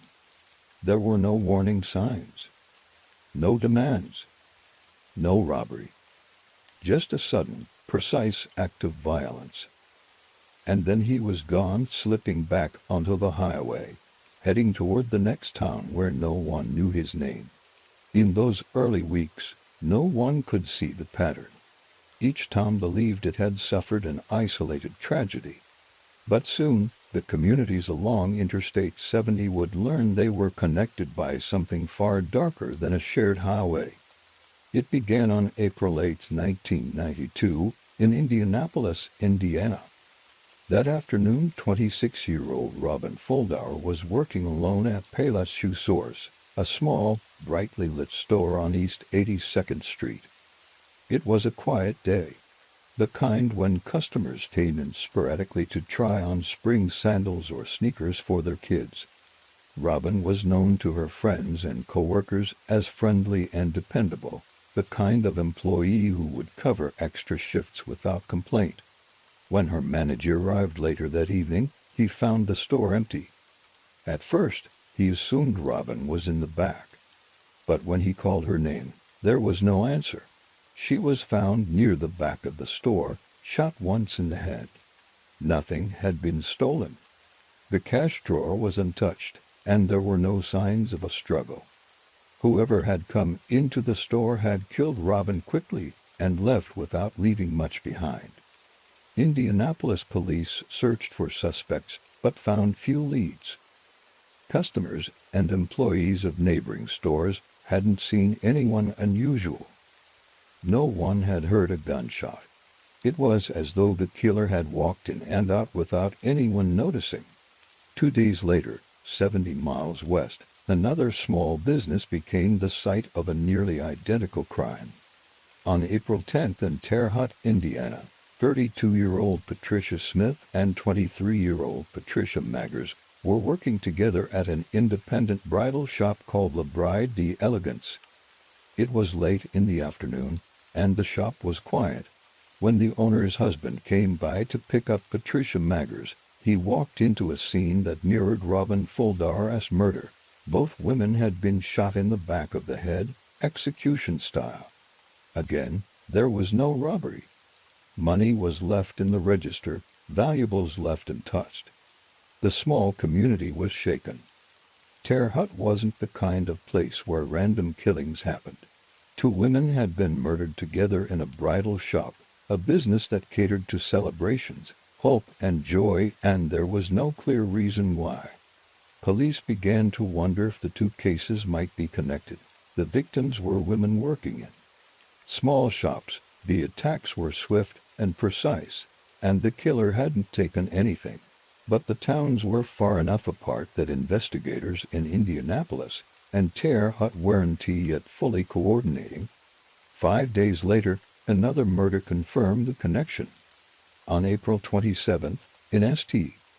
Charles, Missouri, 40-year-old Nancy Kitzmiller was working alone at a Boot Village shoe store. She was discovered in the same position as the previous victims, shot in the head, the store otherwise undisturbed. Now police were certain. They had a serial killer traveling along Interstate 70, targeting women working alone in small businesses. He seemed to strike without warning, killing quickly and leaving almost nothing behind. The communities along I-70 began to change overnight. Shop owners started locking doors during business hours, something unheard of in those towns. Women who worked alone insisted on having someone else nearby, and customers noticed new signs posted in windows. To people on duty at all times, the fear was palpable. Local newspapers ran front-page stories warning residents to be vigilant. Radio stations updated listeners on each new killing. Parents worried about their daughters' jobs in retail stores, wondering if they might be next. Police departments across Indiana and Missouri began holding joint briefings, sharing evidence, and developing a composite sketch of the suspect. Witnesses described him as a white male in his 20s or 30s, with sandy or light brown hair, a medium build, and a calm demeanor, but they still had almost nothing to go on. The killer left no fingerprints, no shell casings, no forensic evidence that could link him definitively to the crime scenes. He moved quickly, crossing state lines before investigators could even process the latest scene. By May, 6 women were dead, and small towns across the Midwest were holding their breath, waiting to see where he would strike next. By mid-May 1992, fear along Interstate 70 had become a constant presence for the small towns that lined the highway. People knew by now there was a pattern. Young women, often working alone in small shops, were being shot in the head with no warning, no robbery, no struggle. And each time, the killer vanished into the flow of traffic before anyone knew he was there. On May 3rd, the nightmare came to Wichita, Kansas. Sarah Blessing was 24 years old, known for her kind personality and quiet confidence. She owned a small holistic shop called Alternative Answers, a cozy place tucked between a laundromat and a diner with herbal teas and vitamins neatly displayed in the front window. That evening, as she prepared to close for the day, a man walked in. Moments later, a nearby shop owner heard a sharp, muffled sound, something that could have been a gunshot. When he stepped outside, he saw a man walking calmly away from Sarah's store, holding a small handgun. By the time police arrived, Sarah was dead. A single shot to the back of the head. Nothing had been taken. The cash register still had money in it, the store untouched except for the absence of its owner. Sarah's murder fit the pattern exactly. Investigators now knew they were dealing with a serial killer who was moving along Interstate 70, targeting businesses where women worked alone. He struck without warning, killed quickly, and disappeared before anyone could react. Communities along I-70 changed overnight. Shops that had once kept their doors unlocked during business hours now locked them, even in the middle of the day. Clerks who used to work alone asked for backup. Panic buttons were installed under counters, security cameras went up, and customers noticed a new guardedness in the faces behind the cash registers. The fear was palpable. Detectives across Indiana, Missouri, and Kansas began coordinating their investigations. They compared timelines and victim profiles, searching for common threads. Witnesses who had seen the suspect described him as a thin white male in his late 20s to early 30s, with light brown hair and sharp features. He seemed calm, they said, methodical, as if nothing about what he was doing was impulsive. A composite sketch was released and plastered across newspapers and television screens, but no one came forward with a definitive name. Tips poured in, yet each one led to another dead end. Investigators began to wonder if the killer's spree had started earlier than April 1992, or if it had continued after Sarah Blessing's death. There were similar murders in Texas from the late 1980s and early 1990s. Women killed while working alone in small shops, each shot in the head with a small caliber weapon. Later, in 1993 and 1994, more women were murdered in similar circumstances in southern states. But with so little forensic evidence to connect the cases, police could not say for certain whether it was the same man. After May 1992, the confirmed I-70 murders seemed to stop. There were no more women found dead in small businesses along the highway. But detectives doubted the killer had simply decided to retire. Perhaps he had moved to a different region, one where no one was connecting the dots. Perhaps he had changed his methods. For the families, the silence was unbearable. They were left with photographs and questions, forced to accept that the man who had killed their daughters, sisters, and wives might never be found. As the months turned into years, the task force shrank. Other cases demanded attention, budgets tightened, and with no fresh evidence, it became harder to keep a full team dedicated to a case that seemed to have no end. But the people who lived in those towns never forgot. Shop owners kept their doors locked. Small businesses made sure no one worked alone. Porch lights were left on at night, casting narrow cones of light onto quiet streets as a reminder of what had happened. And every time someone new came off the highway, people watched a little more closely. Because the I-70 serial killer had proven that evil could pass through the most ordinary places, take a life, and disappear back into the crowd, leaving behind almost nothing at all. In the months and years that followed, the I-70 serial killer investigation became one of the most challenging cases law enforcement in the Midwest had ever faced. Detectives from Indiana, Missouri, and Kansas continued to work together, comparing every shred of evidence they had gathered. But the truth was, there was almost nothing to work with. The killer had left no fingerprints. He had taken nothing from the crime scenes. Even the bullets recovered from the victim's wounds offered little clarity. They had been fired from a small caliber weapon, possibly a rare .22 caliber pistol, but nothing that could be definitively tied to a single person. Without forensic evidence, investigators were left chasing shadows. They developed a profile with the help of FBI experts. The killer was likely a white male, somewhere in his late 20s or early 30s during the murders. He was organized, calm, and confident in his ability to control a situation. His victims were all women, usually working alone in small stores, and he attacked quickly, without warning.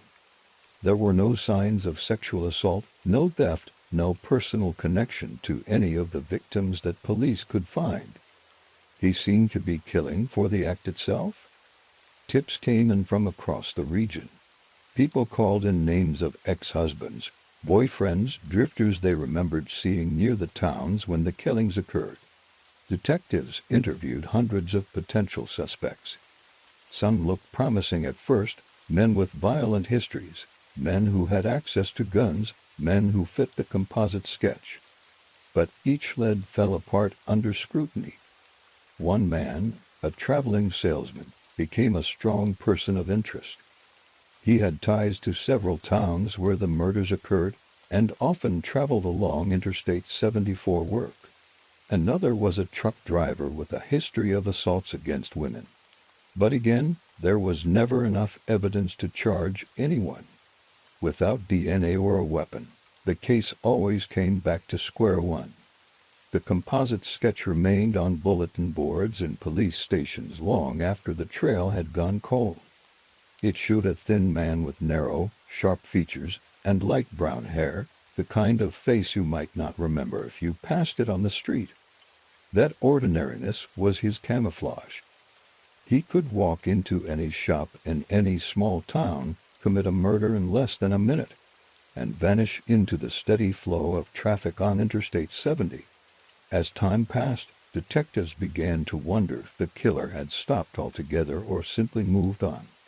There were other unsolved murders in different states, Texas, Ohio, even Nevada, that matched his method, but no one could confirm the link.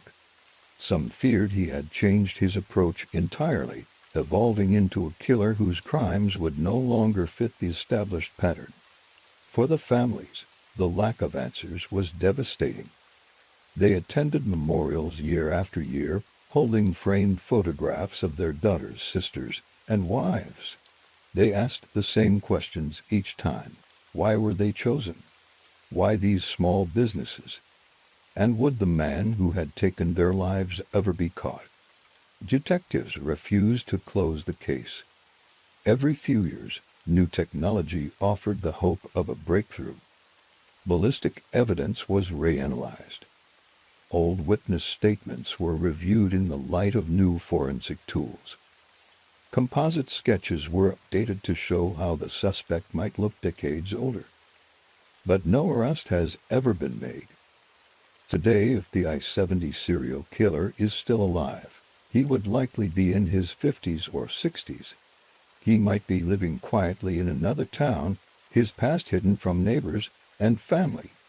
Or perhaps he is long gone, leaving behind a legacy of fear and grief that will never fully fade. The I-70 serial killer case remains open, a reminder of how fragile safety can be. Small towns across the Midwest still remember the spring of 1992 when a man traveling the highway brought terror into their quiet streets. And though the years have dulled the urgency, the questions remain. Who was he? Why did he stop? And how many more lives might he have taken before disappearing into the endless flow of traffic, leaving behind nothing but loss and silence? As the years passed, the faces of the victims from the I-70 case remained frozen in time, photographs on mantels, faded images on memorial flyers, names read aloud at annual vigils. Their families still wait for the phone call that might finally bring them answers. But for now the case remains open, the composite sketch pinned to a bulletin board in some small police station, a reminder that the man who brought fear to so many quiet towns was never found. The I-70 serial killer became part of the landscape of unsolved American crimes, a story whispered in shops and diners along the highway he once traveled. a warning passed down through the years. He showed how someone could move through small-town life like a shadow, taking lives in the space of a single breath and disappearing without a trace. And maybe that is why this story lingers. Because the killer could still be out there, older now, his face changed by time, perhaps living quietly in another town. Or maybe he left this world long ago, carrying his secrets with him. We may never know. What we do know is that these crimes, like the others we've explored tonight, leave behind more than fear. They leave reminders, reminders of how fragile safety can be, how quickly the ordinary can shatter. And perhaps that's why we tell these stories softly, piece by piece. To remember, to keep the light on for those still waiting, and to remind ourselves that even in the quietest places, danger can sometimes slip by unnoticed. Thank you for spending this time with us, for walking through these stories and honoring the lives behind them. We hope this quiet time has brought you a measure of reflection and perhaps even rest. Until next time, take care of yourself and good night.